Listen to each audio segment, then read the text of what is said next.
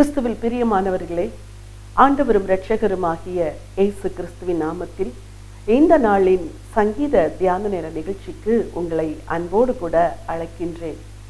நம்முடைய தியானத்திற்காக இன்று நாம் தெரிந்து கொண்ட சங்கீதம் 100ஆம் சங்கீதம்.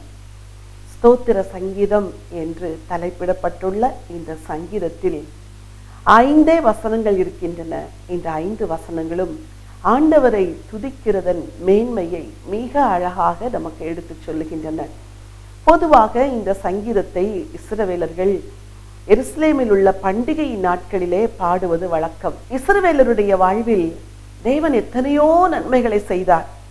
அவர்களுடைய அன்றாட வாழ்வில் ஆண்டவர் பலத்த அற்புதங்களை செய்தார். ஆகவே எப்பொழுதெல்லாம் தேவனை நன்றியோடு இஸ்ரவேலர்கள் நினைக்கிறார்களோ அப்பொழுது இந்த சங்கீதத்தை பாடுவது வழக்கம். புதிய ஏற்பாட்டில் உள்ள விசுவாச மக்கள் கூட இந்த 100ஆம் சங்கீதத்தை மிகவும் நேசித்து அதை பாடலாக பாடி தேவனை துதிக்கிறதை நாம் கண்டிருக்கின்றோம். என் அன்பு தேவனுடைய பிள்ளைகளே, இந்த சங்கீதத்தில் தேவன் எவ்வளவு பெரியவர் என்றும் அவருடைய மகத்துவம் எவ்வளவு பெரியதென்றும் தேவன் எப்படி புகழப்படத்தக்கவர் துதிக்கப்படத்தக்கவர் என்றும் சங்கீதக்காரன் அழகாய் எழுதியிருக்கின்றார். நம்முடைய தியானத்திற்கு ஏற்றாற் போல இந்த சங்கீதத்தை 3 பகுதிகளாக நான் பிரிக்க விரும்புகின்றேன். வசனம் 1, தேவனை துதிப்பதற்காக தேசங்களுக்கு அழைப்பு. பூமியின் குடிகளே என்று துவங்குகிற இந்த முதல் வசனம் உலகத்தில் உள்ள அத்தனை மக்களையும் நீங்கள் வந்து தேவனை ஆராதியுங்கள் என்று சொல்லி அழைப்பது போல இருக்கின்றது. 2வதாக தேவனை ஆராதிக்கும் முறைகள். 2வது வசனம் தேவனை ஆராதிக்கும் முறைகள் எப்படி என்று நமக்கு கற்றுத்தருகின்றன. அதோடு கூட 3வது வசனத்திலிருந்து 5வது வசனம் வரைக்கும் தேவனை ஆராதிப்பதற்கான காரணங்கள் என்ன என்பதை நாம் பார்க்கின்றோம். தேவனை ஆராதிக்க தேசங்களுக்கு அழைப்பு, தேவனை ஆராதிக்க வேண்டிய முறைகள், தேவனை ஆராதிக்க வேண்டிய காரணங்கள். முதல் வசனத்தை உங்களுக்காக நான் வாசிக்க விரும்புகின்றேன். பூமியின் குடிகளே எல்லாரும் கர்த்தரை கம்பீரமாய் பாடுங்கள். பூமியின் குடிகளே எல்லாரும் கர்த்தரை கம்பீரமாய் பாடுங்கள் என்று சொல்லி பூமியில் உள்ள அத்தனை மக்களுக்கும் இங்கே ஒரு அழைப்பு விடுவிக்கப்படுகின்றது. இந்த அழைப்பு எதற்காய் கொடுக்கப்படுகிறது? கர்த்தரை கம்பீரமாய் பாடுவதற்கு கொடுக்கப்படுகின்றது. இந்த சங்கீதக்காரனுடைய இருதயம் தேவன் மேல் நன்றியினால் நிறைந்திருந்தபடியால் முழு உலகத்தில் உள்ள மக்களும் தேவனை துதிக்க வேண்டும் என்று விரும்பி இந்த வார்த்தைகளை எழுதியிருக்கின்றார். பூமியின் குடிகளே எல்லாரும் கர்த்தரை பாடுங்கள். சற்று அந்த நிகழ்வை கற்பனை செய்து பாருங்கள். ஒரு 100 பேர் இருந்து பாடுகிற இடம் கம்பீரமா இருக்கிறது. 1000 பேர் இணைந்து பாடும் பொழுது அது ஆச்சரியமா இருக்கிறது. ஒரு தேசம் முழுவதும் தேவனை பாடும் என்றால் அந்த சத்தத்தின் தொனி எவ்வளவு உயரத்திற்கு எழும்பும். ஆனால் முழு உலகத்திலும் உள்ள பூமியின் குடிகள் அத்தனை பேரும் இணைந்து தேவனை பாடினால் அது எவ்வளவு தேவனுக்கு மகிமையை கொண்டு வரும். சங்கீதக்காரனின் இருதயத்தின் வாஞ்சை எல்லா ஜனங்களும் தேவனை கம்பீரமாக பாட வேண்டும் என்பதுதான். எல்லா ஜனங்களும் ஏன் தேவனை பாட வேண்டும்? அவர்தான் அவர்களை சிருஷ்டித்தவர், அவர்தான் அவர்களை உண்டாக்கினவர், அவர்தான் அவர்களுக்கு சுவாசத்தை கொடுக்கிறவர், அவர்தான் அவர்களுக்கு அப்பமும் தண்ணீரும் கொடுத்து ஆதரிக்கிறவர், அவர்களை தீங்கிற்கு விலக்குகிறவர், தீமைக்கு மறைக்கிறவர். ஆகவே பூமியில் உள்ள அத்தனை மக்களும் தேவனை பாட வேண்டும் என்பது ஒரு நியதி, அது ஒரு கட்டளை. ஆனால் இவ்வுலகத்திலே தன்னை உண்டாக்கின தேவனை மறந்து மக்கள் எதையெல்லாமோ ஆராதித்துக் கொண்டிருப்பதுதான் மிகப்பெரிய ஒரு வேதனை. என் அன்பு தேவனுடைய பிள்ளைகளே, இந்த வசனத்தை வாசிக்கிற நீங்கள் கூட உள்ளத்தில் இப்படி ஒரு தாகம் கொள்ள வேண்டும். ஆண்டவரே, நான் வாழும் பகுதியில் இருக்கிற மக்கள் எல்லாரும் உம்மை அறிந்து உம்மை தெய்வமாய் கண்டு உம்மை தெய்வமாய் ஏற்று உம்மை பாடினால், உம்மை துதித்தால், உம்மை ஆராதித்தால் எவ்வளவு மகிமையா இருக்கும். அப்படிப்பட்ட நாட்களை என் வாழ்வில் தாரும் என்று சொல்லி நீங்கள் ஆண்டவரிடத்தில் தாகம் கொண்டு ஜெபம் செய்யும் பொழுது நிச்சயமாகவே உங்களை சுற்றி இருக்கிற மக்கள் கர்த்தரை அறிந்து கொள்ளுவார்கள், கர்த்தரை பாடுவார்கள். இதே வசன துவக்கத்தை போலவே சங்கீதம் 66ஆம் அதிகாரத்தின் துவக்கமும் பூமியின் குடிகளே என்று துவங்குகிறது. அங்கே சங்கீதக்காரன் என்ன சொல்லியிருக்கிறார் என்று சற்று நாம் பார்த்துவிட்டு மீண்டும் இந்த சங்கீதத்திற்கு வரலாம். சங்கீதம் 66:1-4. பூமியின் குடிகளே, நீங்கள் எல்லாரும் தேவனுக்கு முன்பாக கம்பீரமாய் பாடுங்கள். அவர் நாமத்தின் மகத்துவத்தை கீர்த்தனம் பண்ணி அவருடைய துதியின் மகிமையை கொண்டாடுங்கள். தேவனை நோக்கி, உமது கிரியைகளில் எவ்வளவு பயங்கரமாய் இருக்கிறீர். உமது மகத்துவமான வல்லமை நிமித்தம் உம்முடைய சத்துருக்கள் உமக்கு இச்சகம் பேசி அடங்குவார்கள். பூமியின் மீதெங்கும் உம்மை பணிந்து கொண்டு உம்மை துதித்து பாடுவார்கள். அவர்கள் உம்முடைய நாமத்தை துதித்து பாடுவார்கள் என்று சொல்லுங்கள். சங்கீதக்காரன் 66ஆம் அதிகாரத்தில் இதே ஒரு பொருளோடு கூட சங்கீதத்தை துவங்கி இருக்கிறார். பூமியின் குடிகளே, நீங்கள் எல்லோரும் கர்த்தரை கம்பீரமாய் பாடுங்கள், அவருடைய நாமத்திற்குரிய மகத்துவத்தை அவருக்கு செலுத்துங்கள் என்று சொல்லுகிறார். அவர் கிரியைகளில் பயங்கரமானவர், அவர் கிரியைகளில் மகத்துவமானவர், அவருடைய துதியின் மகிமையை கொண்டாடுங்கள் என்று சொல்லுகிறார். தேவனுடைய ஜனங்களுக்கு உலகத்தில் எது மகிழ்ச்சி தெரியுமா? தேவனை துதிப்பதுதான் மகிழ்ச்சி. பொன்னோ வெள்ளியோ செல்வமோ ஆஸ்தியோ ஒரு நாளும் நிலைத்திருப்பதில்லை. ஆனால் நீங்கள் தேவன் மேல் அன்பு கொண்டு அவர் பெரியவர் என்று அறிந்து அவர் உயர்ந்தவர் என்று அவரை அறிந்து கொள்வீர்கள் என்றால் அந்த அறிவே உங்களுக்கு ஒரு பொக்கிஷமாய் மாறிவிடும். அந்த அறிவே உங்கள் தேவைகள் அனைத்தையும் சந்தித்துவிடும். ஆகவேதான் இங்கே சொல்லுகிறார், அவருடைய நாமத்துக்குரிய மகத்துவத்தை மகிமையை அவருக்கு செலுத்தி அவருடைய துதியை கொண்டாடுங்கள் என்று. தேவ ஜனங்கள் கர்த்தரில் களி கூற வேண்டும். நீங்கள் தனிப்பட்ட விதத்தில் ஆராதனை செய்கிறீர்களா? அழுது ஆராதிக்கவும் ஒரு நேரம் உண்டு. ஆனால் ஆர்ப்பரித்து ஆராதிப்பதற்கும் நீங்கள் நேரத்தை ஒதுக்க வேண்டும். சங்கீதக்காரன் அழகாய் சொல்லுகிறார், அவருடைய நாமத்தை பணிந்து கொண்டு அவரை தொழுது கொள்ளுங்கள் என்று. என் அன்பு தேவனுடைய பிள்ளைகளே, ஆராதனை என்பது ஆண்டவருக்கு செலுத்துகிற கனம். ஆராதனை என்பது ஆண்டவருக்கு செலுத்துகிற மகிமை, அவருக்கு கொடுக்கிற மரியாதை. அதை சந்தோஷத்தோடும் ஆனந்தத்தோடும் தேவனுடைய பிள்ளைகள் அவருக்கு செலுத்த வேண்டும் என்பதுதான் தேவனுடைய எதிர்பார்ப்பு. முதலாவது பகுதி சொல்லுகிறது, பூமியில் உள்ள எல்லா மக்களும் தேவனை துதிக்க வேண்டும் என்று. இரண்டாவது பகுதி தேவனை ஆராதிக்க வேண்டிய முறைகளை பற்றி மிக அழகாக சொல்லுகிறது. வசனம் 2, மகிழ்ச்சியோடே கர்த்தருக்கு ஆராதனை செய்து ஆனந்த சத்தத்தோடே அவர் சந்நிதி முன் வாருங்கள். மகிழ்ச்சியோடே கர்த்தருக்கு ஆராதனை செய்து ஆனந்த சத்தத்தோடே அவர் சந்நிதி முன் வாருங்கள் என்று சங்கீதக்காரன் எழுதி வைத்திருக்கிறார். தேவனை ஆராதிக்க வரும் பொழுது எப்படி வர வேண்டுமாம்? மகிழ்ச்சியோடு வர வேண்டுமாம். ஏன் தெரியுமா? அவர்தான் சிருஷ்டிகர், அவர்தான் நம்மை உண்டாக்கினவர், அவர் பெரியவர், அவர் நம்மை நேசிக்கிறவர், அவர் நமக்காக எல்லாவற்றையும் செய்து முடிக்கிறவர், தன் சொந்த குமாரனையே நமக்காய் கொடுத்தவர், பூமியிலே நமக்கு நாசியிலே சுவாசத்தை கொடுத்தவர், வாழ வைத்தவர், நல்ல குடும்பத்தை கொடுத்தவர், ஆசீர்வாதங்களை கொடுத்தவர், அன்றாட உணவு கொடுத்தவர், உடுக்க உடையை கொடுத்தவர், இருக்க வீடு கொடுத்தவர், தீங்குகளுக்கு மறைத்தவர், தீமைகளுக்கு நம்மை விலக்கினவர், இக்கட்டுகளுக்கு சஞ்சலங்களுக்கு நம்மை மறைத்தவர். இவ்வளவு காரியங்கள் செய்திருக்கிற அந்த தேவனை பார்க்க செல்லும் பொழுது ஒரு மகிழ்ச்சி உள்ளத்தில் இருக்க வேண்டும். இவர்தான் என்னுடைய நம்பிக்கையின் நாயகர், இவர்தான் என் சந்தோஷத்தின் ஊற்று, இவர்தான் என் ஆசீர்வாதத்தின் காரணர், இவர்தான் என்னை நேசிக்கிறவர், இவர் என் தெய்வம் என்று சொல்லி சந்தோஷத்தோட தேவனை ஆராதிக்க வேண்டுமாம். என் அன்பு தேவனுடைய பிள்ளைகளே, உங்கள் உள்ளத்திலே ஆண்டவரை ஆராதிக்க செல்லும் பொழுது மனதில் மகிழ்ச்சி இருக்கிறதா? அநேக வாலிபர்கள் ஆலயத்திற்கு செல்லுவதென்றால் அதை ஒரு கடமையாய் நினைத்து கொண்டு செல்லுகிறார்கள். அநேக குடும்பத்தார் ஆலயத்திற்கு செல்லும் பொழுதும் கூட தங்கள் துக்கங்களையே பேசிக்கொண்டு போகிறார்கள். இல்லை, ஈண்டிலிருந்து நீங்கள் தேவனை வேறு விதமாய் ஆராதிக்க வேண்டும். மகிழ்ச்சியோட தேவனுக்கு ஆராதனை செய்து, அடுத்த வசனத்தின் பின்பகுதி சொல்லுகிறது, ஆனந்த சத்தத்தோட அவர் சந்நிதி முன் வாருங்கள் என்று. நாம் அவருடைய சன்னிதானத்திற்கு வருகின்றோம். தேவனை தொழுது கொள்ளும் பொழுது எங்கேயோ இருக்கிற ஒரு ஆண்டவரை கற்பனை செய்து நாம் தொழுகிறது இல்லை. ஏனெனில் வேதம் சொல்லுகிறது, 2 பேர் 3 பேர் என் நாமத்து நிமித்தம் கூடியிருந்தால் அவர்கள் நடுவிலே நான் இருக்கிறேன் என்று. அப்படி என்றால் 2 பேர் 3 பேர் சேர்ந்து தேவனுக்கு ஆராதனை செய்யும் பொழுது அங்கே தேவன் நடுவிலே வீற்றிருக்கிறார், அங்கு பெரியவராய் இருக்கிறார். ஆகவேதான் ஆலயத்திற்கு செல்லும் பொழுதோ, ஆண்டவரை தொழுதிட ஒரு குறிப்பிட்ட ஸ்தலத்திற்கு செல்லும் பொழுதோ மகிழ்ச்சியோடு செல்ல வேண்டும், ஆனந்த சத்தத்தோடு செல்ல வேண்டும். ஏன் தெரியுமா?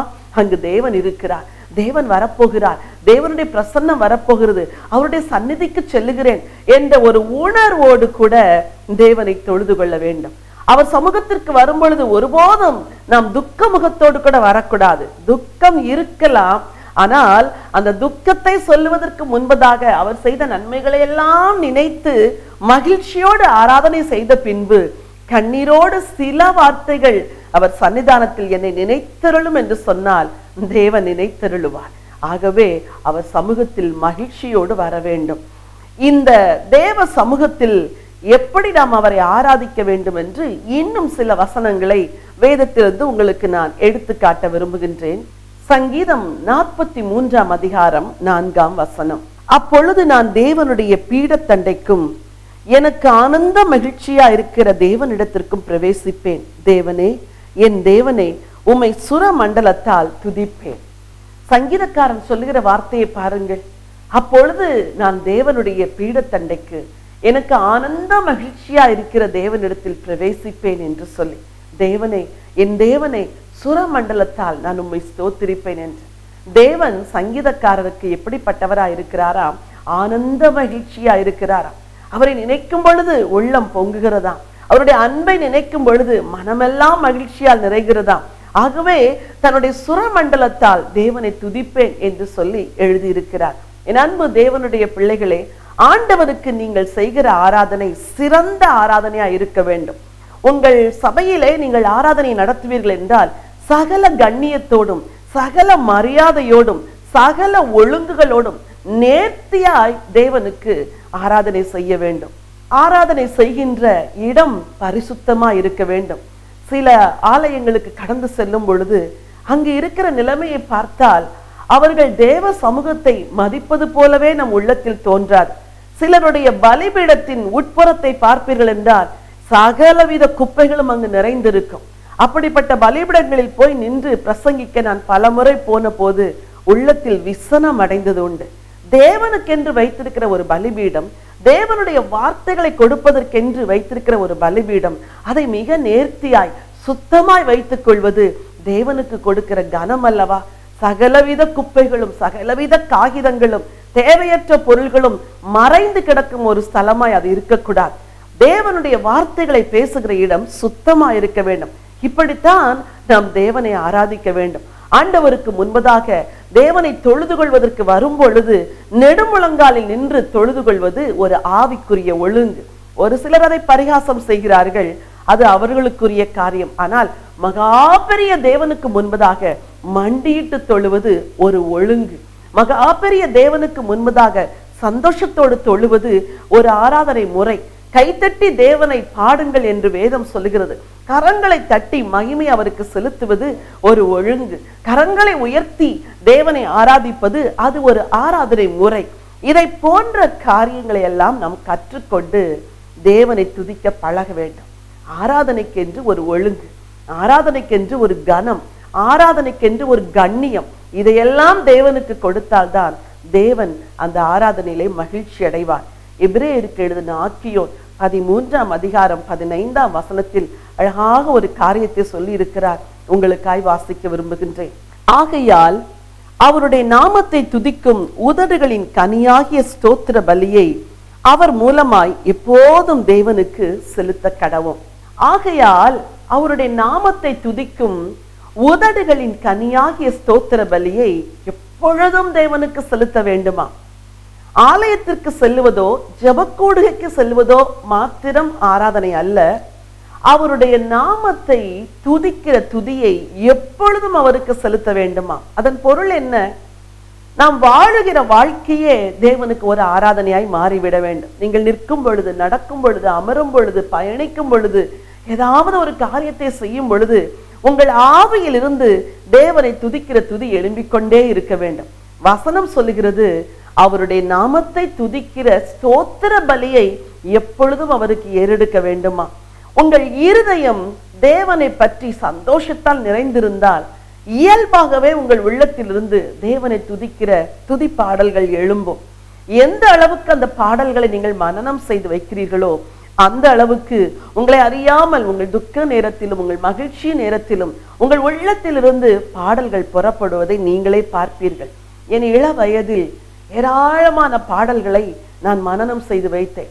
ஆலய ஆராதனையில் சென்று பாடும் பொழுது, இப்பொழுதெல்லாம் அட்வான்ஸ் டெக்னாலஜி இருக்கிறதுனால் எல்லா ஆலயங்களிலும் பாடல்களை அங்கே பிரதிபலிக்கிறார்கள். அந்நாட்களில் அப்படி அல்ல. எல்லோரும் பாடல் புத்தகத்தை திறந்துதான் பாட வேண்டும். ஏராளமான பாடல்களை மனதில் பதித்து வைத்தபடினால் ஒரு பாடலை பாட துவங்கும் பொழுதே கண்களை மூடிக்கொண்டு எல்லா சரணங்களையும் பாடுவது வழக்கம். யாரையும் பார்ப்பதற்கு வாய்ப்பு கிடையாது. தேவனை மாத்திர நோக்கி ஆராதித்த அந்த இன்பமான நாட்களை நான் இன்றும் நினைக்கின்றேன். தேவனை துதிப்பது இன்பமாயிருந்தது. துதிக்கிற ஸ்தோத்திர பலியை செலுத்துவது இன்பமாயிருந்தது. என் பயண நேரங்களில் எல்லாம் எத்தனையோ மணி நேரங்கள் நான் தேவனை துதித்திருக்கிறேன். என் அன்பு தேவனுடைய பிள்ளைகளே, ஒருவேளை இது உங்கள் அனுபவமாய் இல்லாதிருந்தால் இன்றிலிருந்து இதை அனுபவமாக்கிக் கொள்ளுங்கள். ஒவ்வொரு நாளும் நீங்கள் செய்கிற எல்லா வேலைகளுக்கு மத்தியிலும் மகிழ்ச்சியோடு உதடுகளின் கனியாகிய ஸ்தோத்திர பலியை தேவனுக்கு ஏறெடுப்பதற்கு தீர்மானம் செய்யுங்கள். அது உங்கள் ஆவிக்குரிய வாழ்வை அனலாக வைத்திருக்கும் என்பதில் எந்த சந்தேகமும் இல்லை. மூன்றாவதாக, வசனம் 3-5 வரை நாம் தேவனை துதிப்பதற்கான காரணங்களை அங்கே காண்கின்றோம். வசனம் 3, கர்த்தரே தேவனென்று அறியுங்கள், நாம் அல்ல, அவரே நம்மை உண்டாக்கினார். நாம் அவர் ஜனங்களும் அவர் மேய்ச்சலின் ஆடுகளுமாய் இருக்கிறோம். அவர் வாசல்களில் துதியோடும் அவர் பிரகாரங்களில் புகழ்ச்சியோடும் பிரவேசித்து அவரை துதித்து அவருடைய நாமத்தை ஸ்தோத்தரியுங்கள். தேவனை துதிப்பதற்கான காரணத்தை சங்கீதக்காரர் அழகா எழுதுகின்றார். கர்த்தரே தேவன் என்று அறியுங்கள். கர்த்தர் தான் தேவன், அவரை தவிர வேறு தேவன் இல்லை என்ற ஒரு அறிவு ஒரு தேவனுடைய பிள்ளைக்குள் வரும் என்றால் அவர்கள் இருதயம் இயல்பாகவே தேவனை கனம் பண்ண துவங்கும், தேவனுக்கு பயப்பட துவங்கும். கர்த்தரே தேவன் என்று அறியுங்கள். கர்த்தரை ஏன் துதிக்க வேண்டும்? அவர்தான் தேவன். தேவன் என்றால் அவர்தான் ஆராதனைக்கு பாத்திரர். தேவன் என்றால் அவர்தான் துதிக்கு பாத்திரர். அவரை தவிர வேறு ஒருவரும் துதிக்கு பாத்திரமானவர்கள் இல்லை என்று அறிந்தால் ஒவ்வொருவரும் தேவனை துதிக்க கடமைப்பட்டிருக்கிறோம். இங்கே ஆண்டவரை துதிப்பதற்கான முதல் காரணம் கர்த்தர் தான் தேவன். இப்படிப்பட்ட கர்த்தரே தேவன் என்ற சத்தியத்தை இன்னும் பல வசனங்கள் சொல்லுகின்றது. உங்களுக்கு தெரிந்து கொள்ளும்படி ஒரு சில வசனங்களை உங்களுக்காய் நான் வாசிக்க விரும்புகின்றேன். கவனமாய் அந்த வசனங்களை கவனியுங்கள். உபாகமம் 7, 9, 10. ஆகையால் உன் தேவனாகிய கர்த்தரே தேவன் என்றும் தமிழ் அன்பு கூர்ந்து தமது கற்பனைகளை கைக்கொள்கிறவர்களுக்கு அவர் 1000 தலைமுறை மட்டும் உடன்படிக்கையும் தயையும் காக்கிற உண்மையுள்ள தேவன் என்றும் தம்மை பகைக்கிறவர்களுக்கு பிரத்யட்சமாய் பதிலளித்து அவர்களை அழிப்பார் என்றும் தம்மை பகைக்கிறவனுக்கு அவர் தாமதியாமல் பிரத்யட்சமாய் பதிலளிப்பார் என்றும் நீ அறிய கடவாய். 2 நாளாகமம் 13:10. எங்களுக்கோ கர்த்தரே தேவன், நாங்கள் அவரை விட்டு விலகவில்லை. ஏசாயா 45:5. நானே கர்த்தர், வேறொருவர் இல்லை, என்னை தவிர தேவன் இல்லை. ஏசாயா 45:22. பூமியின் எல்லையெங்கும் உள்ளவர்களே, என்னை நோக்கி பாருங்கள், அப்பொழுது ரட்சிக்கப்படுவீர்கள். நானே தேவன், வேறொருவரும் இல்லை. இந்த வசனங்கள் எல்லாம் என்ன சொல்லுகிறது?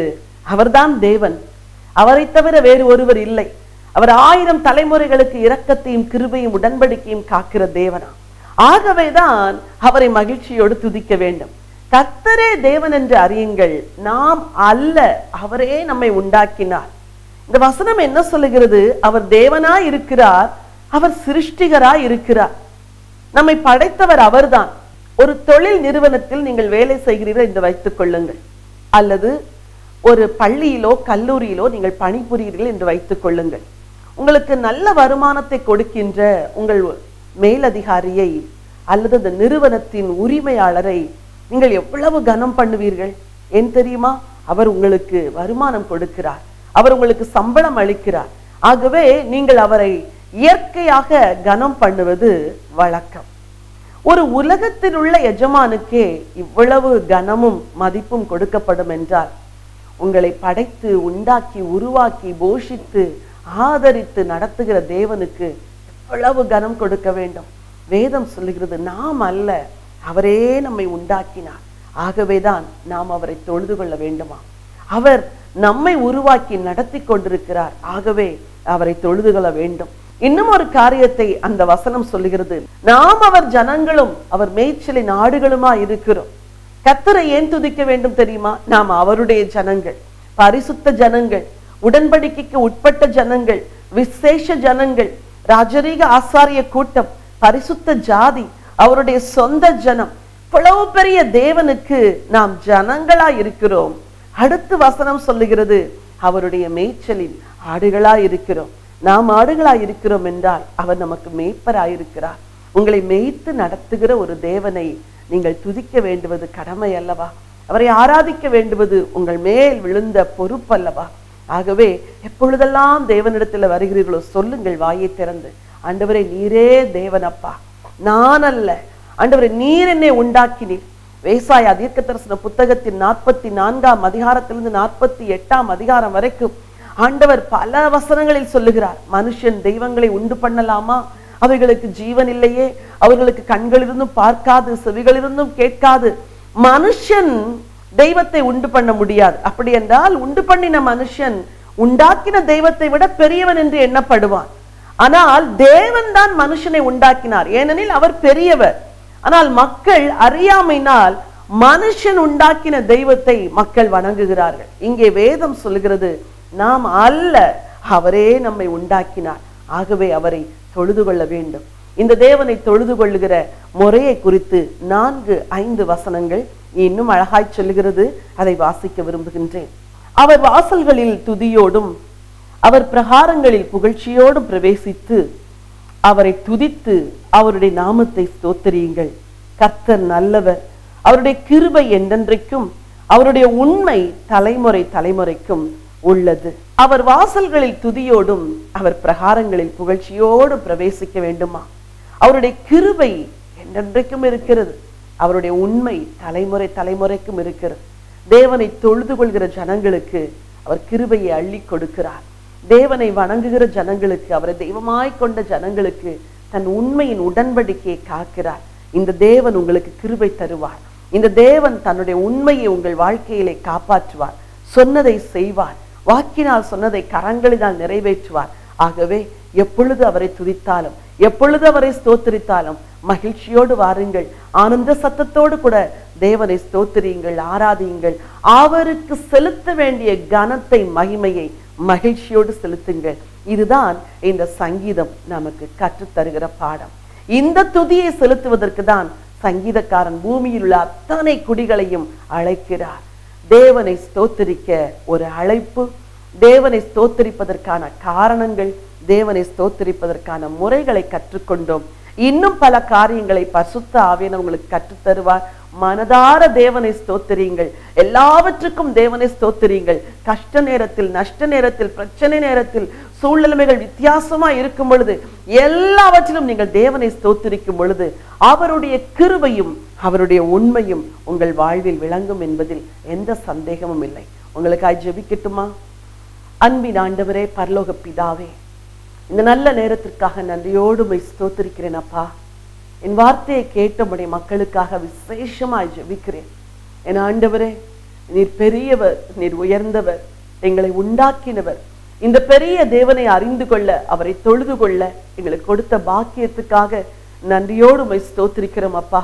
விசேஷமா இன்றைக்கு இந்த சங்கீதத்தை என்னோடு கூட தியானித்த மக்களுக்காய் நான் உம்மை துதிக்கின்றேன். இவர்களுடைய வாழ்க்கையில் உம்மை துதிக்கிறதுனால் உண்டாகிற மேன்மையை இவர்கள் அறிந்து கொள்ளும்படி கர்த்தர் கிருபை செய்வீராக. மகிழ்ச்சியோடு உமக்கு ஆராதனை செய்ய, ஆனந்த சத்தத்தோடு உம்முடைய சன்னிதானத்திற்கு வருவதற்கு உம்முடைய பிள்ளைகளுக்கு நீர் உதவி செய்வீராக. நீர்தான் இவர்களை உண்டாக்கினவர், நீர்தான் இவர்களை உருவாக்கினவர். இவர்கள் வாழ்க்கையில் இருக்கிற எல்லா பிரச்சனைகளையும் நீர் அறிந்தவர். இந்த பிள்ளைகளுக்கு நீர் கிருபையும் உண்மையும் காக்கிற தேவனா இருக்கிறதற்காய் ஸ்தோத்திரம். விசேஷமா என் வார்த்தையை கேட்டுக்கொண்டிருக்கிற ஒவ்வொருவருடைய வாழ்க்கையிலும் உம்முடைய கிருபை விளங்குவதாக. எந்தெந்த காரியத்தில் கிருபையை கேட்டு கெஞ்சி நிற்கிறார்களோ, ஆண்டவரே என்னால் முடியாது, என்னிடத்தில் பலன் இல்லை, நீர்தான் எனக்கு கிருபை தர வேண்டும், நீர்தான் என்னை நடத்த வேண்டும், என் குடும்பத்தை, என் பிள்ளைகளை, என் வாழ்க்கை துணையை நடத்த வேண்டும் என்று கண்ணீரோடு கேட்கிற ஒவ்வொருவருக்கும் கிருபைகளை அள்ளி கொடுப்பீராக ராஜா. உம்முடைய உண்மையை காக்கிற தேவன், உடன்படிக்கையை காக்கிற தேவன், என்னவெல்லாம் உடைய பிள்ளைகளுக்கு வாக்கு பண்ணினீரோ எல்லா வார்த்தைகளையும் நிறைவேற்ற வேண்டும் என்று சொல்லி ஜெபிக்கிறேன். தேவனே, நெடுநாட்களாகியும் உம்முடைய வார்த்தை நிறைவேறாமல் இருக்கிறதே, எப்பொழுது பதில் தருவீர் என்று கண்ணீரோடு வேண்டுகிற உம்முடைய பிள்ளைகளுக்கு என் ஆண்டவர் இன்று பதில் கொடுப்பீராக என்று உம்முடைய அடியால் ஜெபிக்கின்றேன். உண்மையை காக்கிற தேவனே, ஒருபோதும் பொய்யுரையாத தேவனே, உம்முடைய பிள்ளைகளுக்கு உண்மையை விளங்க பண்ணுவீராக. ஆண்டவரே உமக்கு நன்றி. நீதிக்காய் காத்திருக்கிற மக்களுக்கு நீதி வரட்டும் ஆண்டவரே. உதவிக்காய் காத்திருக்கிற மக்களுக்கு உதவி வரட்டும் ஆண்டவரே. சகாயத்தை தேடி காத்திருக்கிற ஜனங்களுக்கு சகாயம் வரட்டும் என்று சொல்லி ஜெபிக்கிறேன் அப்பா. உமக்கு கோடான கோடி ஸ்தோத்திரம். உம்முடைய வலது கரத்தை நீட்டுவீராக. என் நாமத்தை பிரஸ்தாபப்படுத்துகிற எந்த ஸ்தானத்திலும் நான் வந்து உன்னை ஆசீர்வதிப்பேன் என்று சொன்னீரே. உம்மை துதிக்கும்படி உம்முடைய பிள்ளைகள் இன்றைக்கு தீர்மானித்திருக்கிறார்களே, இயேசுவின் நாமத்தினாலே இப்பொழுது உம்முடைய ஆசீர்வாதம் சிரசிலே வந்து இறங்கட்டும் என்று சொல்லி ஜெபிக்கிறேன். எந்த குடும்பங்களிலே பொல்லாத பிசாசு போராட்டங்களை கொண்டு வந்து, பிரச்சனைகளை கொண்டு வந்து, சமாதான குறைச்சல்கள் சண்டைகளை கொண்டு வந்து குடும்ப அமைதியை கெடுத்துக் கொண்டிருக்கிறானோ, அந்த குடும்பத்தில் இருக்கிற பிசாசின் கிரியைகள் இயேசுவின் நாமத்தில் நிர்மூலமாவதாக. எல்லா பில்லி சூனிய செய்வினைகள், ஏவல்கள், மந்திரவாதங்கள் இயேசுவின் நாமத்தில் உடைக்கப்படுவதாக. ஆண்டவரே, என் வார்த்தையை கேட்டுக்கொண்டிருக்கிற ஒவ்வொரு குடும்பத்தின் மேலும் இயேசுவின் ரத்தத்தை தெளிக்கிறேன். அந்த ரத்தத்தினால் உண்டாகிற விடுதலை வருவதாக. கண்ணீர் களிப்பாய் மாறுவதாக. உம்முடைய பிள்ளைகளுடைய சஞ்சலங்களை மாற்றுவீராக. நான் ஏன் உயிர் வாழ வேண்டும், நான் தற்கொலை செய்து கொள்ளுகிறேன் என்று சொல்லி தன் வாழ்வை முடிக்க நினைக்கிற உம்முடைய பிள்ளையோடு இன்றைக்கு இடைபடுவீராக. அவருடைய ஜீவன் உம்முடைய பார்வையில் அருமையா இருப்பதாக. அந்த பிள்ளைக்கு ஒரு வழியை திறப்பீராக. அந்த மகனுக்கு ஒரு வழியை திறப்பீராக. அந்த மகளுக்கு ஒரு வாழ்க்கையை கொடுக்க வேண்டும் என்று ஜெபிக்கிறேன் அப்பா. உமக்கு கோடான கோடி ஸ்தோத்திரம். வல்லமையுடையவர், மகிமையானவர்களை செய்தார் என்று சொல்லி உம்முடைய பிள்ளைகளை பாட வைத்தீரே, அதே போல இன்றைக்கு ஆண்டவரே, இன்றைக்கு துக்கத்தோடு என்னோடு கூட ஜெபித்துக் கொண்டிருக்கிற இந்த பிள்ளைகளுக்கு வல்லமையுடைய தேவன் மகிமையானவர்களை செய்து உம்மை துதித்து பாட வைக்க போறதற்காய் ஸ்தோத்திரம். உங்கள் துக்கம் சந்தோஷமாய் மாறும் என்ற வசனத்தின்படி கண்ணீரை களிப்பாய் மாற்றும், துக்கத்தை சந்தோஷமாய் மாற்றும். என் ஆண்டவர் அப்படி செய்து உம்முடைய நாமத்தை மகிமைப்படுத்துகிறதற்காய் கோடான கோடி ஸ்தோத்திரம் அப்பா. சகல துதி கன மகிமை எல்லாம் உங்களுக்கு ஏறெடுக்கிறோம். மீட்பெரும் இரட்சகருமா இயேசு கிறிஸ்துவின் நாமத்தில் ஜெபிக்கிறேன் ஜீவனுள்ள நல்ல பிதாவே, ஆமென். பிரியமானவர்களே, எல்லா நேரத்திலும் தேவனை ஸ்தோத்திரீங்கள். எல்லா சூழ்நிலையிலும் தேவனை ஸ்தோத்திரீங்கள். அவர் உங்களுக்கு நிச்சயம் அற்புதம் செய்வார், கிருபைகளை கொடுப்பார், உண்மையை காப்பார், உங்களை ஆசீர்வதிப்பார். God bless you.